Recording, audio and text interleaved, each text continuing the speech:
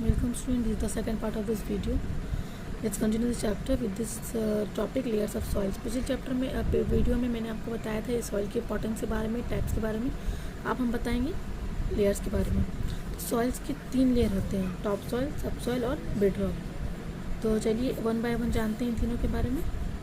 First है top soil. It is the top most layer of soil and has sand and clay. It is rich in humus. It has money nutrients and holds water. It also contain air. ये सबसे ऊपर का layer होता है soil का.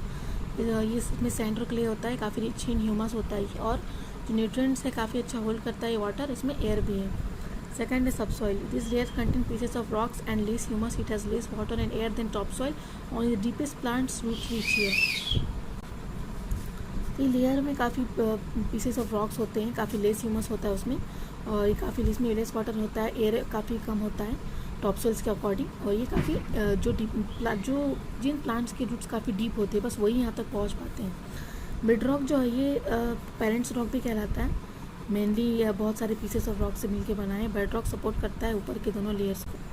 अब है soil erosion. Soil erosion का मतलब होता है कि मिट्टी का किसी कारण हट जाना, मतलब रिमूव हो जाना, चाहे वो वाटर के कारण हो, विंड के कारण हो या फिर ह्यूमन एक्टिविटीज़ के कारण हो. Erosion is the gradual removal of soil और rocks from a place by water, air and other forces. The erosion of soil by water और wind is called soil erosion. पहला है इरोजन बाय वाटर, मतलब पानी के कारण हट जाना. When water flows over land it move soil. When water flow fast the soil is carried along with water. This results in the soil erosion. The soil is deposited when the speed of the water is lower. For example, river flow very fast in mountains and thus carry a large amount of soil. When the rivers reach plains, the soil is deposited. This may cause rivers to change their path and thus cause flooding. Oceans and fields can also carry sand away. तो पानी के कारण erosion कैसे होता है soil erosion? जब पानी है कि ज़्यादा ओवरफ्लो होता है, ठीक है, लैंड, तो वो क्या करता है, सॉइल को भी मूव कर देता है. तो जब पानी बहुत ज़्यादा ही फ्लो करता है तो वो सॉइल को भी अपने साथ पानी बहा करके ले जाता है. तो ये एक कारण हुआ सॉइल इरोजन का. उसके बाद सॉइल डिपॉजिटेड हो जाता है जब पानी का बहाव कम हो जाता है. जैसे कि एग्जांपल अगर आपको देखिए, रिवर में जो नदी होती है वो काफ़ी फास्ट फ्लो करती है, ठीक है, माउंटेन्स में, और बहुत से अमाउंट्स ऑफ सॉइल भी लेकर के साथ में चली जाती है. जब ये रिवर्स प्लेन्स तक पहुंचते हैं तो सॉइल कहाँ हो जाता है, वहाँ डिपॉजिट हो जाता है. तो ये एक कारण है कि अपना रास्ता बदल करके क्या कर लेते हैं, बाढ़ का एक कारण बन जाता है. ओशियन वेव्स भी बहुत सारे सैंड्स साथ में लेकर के चलते हैं. अब है कि विंड के कारण कैसे सॉल्यूशन होता है. Winds carries away loose bits of soil and rock, particularly in areas with no plants to cover and protect the land. The soil settles when the speed of wind also changes the shapes of rocks and sand dunes.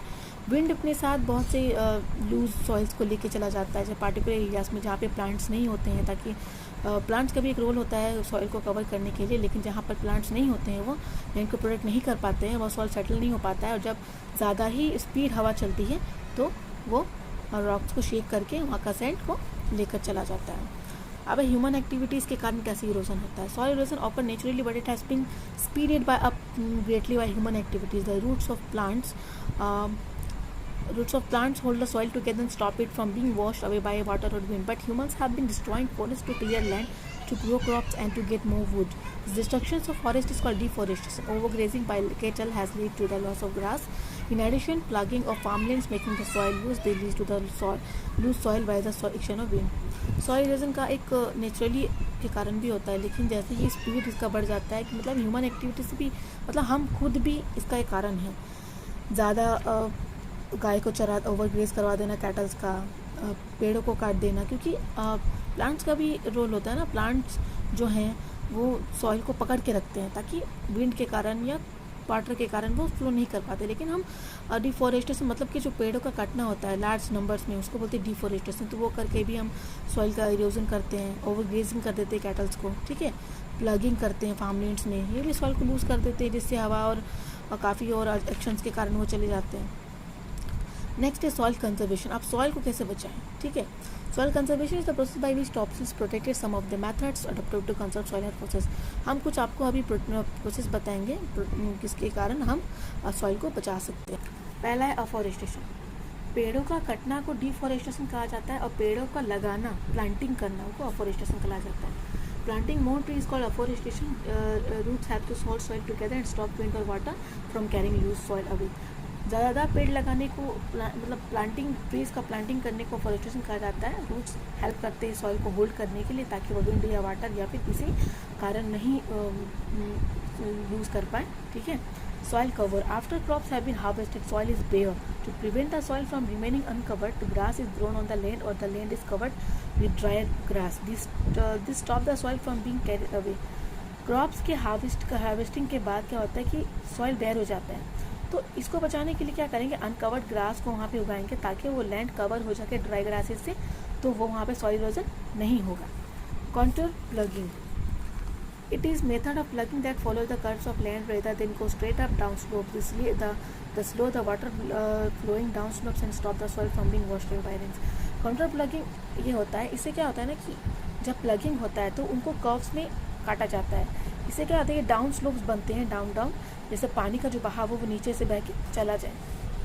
Terrace farming, it is practices on the slopes of mountains, fields are cut into the sides of mountains to look like the steps, these steps slow the flow water down the slope preventing soil erosion. ये एक तरह से control या plugging की तरह ही है terrace farming. इनको mountains, ये ज़्यादातर माउंटेन्स में ही किया जाता है, फील्ड्स को काटा जाता है पीस साइड्स ऑफ माउंटेन्स में स्टेप्स बाय स्टेप्स, ताकि ये स्टेप्स ऑफ वाटर को स्लो डाउन करके प्रिवेंटिंग कर सके सॉइल इरोजन होने से। Shelter beds, winds that blow over flat areas with no trees carry your soil away. To stop this from happening, bushy plants are grown along the edge of it to stop the wind from blowing away the soil. Winds जहाँ पे बहुत ज़्यादा हवा चलती है, वहाँ पे flat areas होते हैं, वहाँ पे कोई ट्रीज़ नहीं हो पाती तो सॉइल को पकड़ के रख सके।